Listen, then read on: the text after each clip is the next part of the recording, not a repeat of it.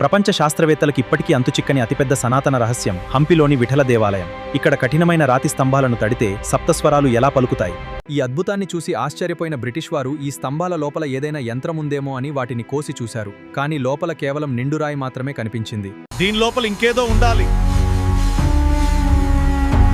ఇది పూర్తిగా రాయి మాత్రమే, ఇంకేమీ లేదు.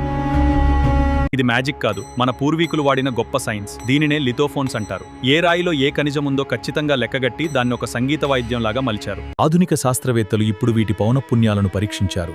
ఈ రాతి స్తంభాల నుండి వెలువడే నాదాలు ఖచ్చితంగా మన సంగీత వాయిద్యాల శబ్దంతో సరిపోతాయి. దురదృష్టవశాత్తు విదేశీ దండయాత్రలలో ఈ అద్భుతమైన జ్ఞానం నాశనమైంది. వారు ఈ దేవాలయాన్ని తగలబెట్టి ఈ సంగీత స్తంభాలను ధ్వంసం చేశారు.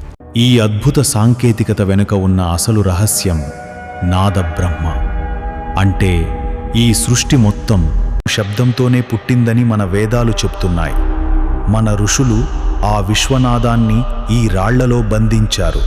ఈనాటి ఆధునిక సాంకేతిక పరిజ్ఞానంతో లేజర్ మిషన్లను ఉపయోగించి కూడా ప్రపంచంలోని ఏ ఇంజనీర్ ఇలాంటి ఒక సంగీత స్తంభాన్ని సృష్టించలేకపోయాడు. ఇదే మన సనాతన ధర్మం గొప్పతనం. మన పూర్వీకుల అద్భుతమైన జ్ఞానాన్ని ప్రపంచానికి తెలియజేయండి. ఇలాంటి మరెన్నో ఆశ్చర్యకరమైన సనాతన ధర్మ రహస్యాల కోసం ఇప్పుడే వేదా లెన్స్ ని సబ్స్క్రైబ్ చేసుకోండి.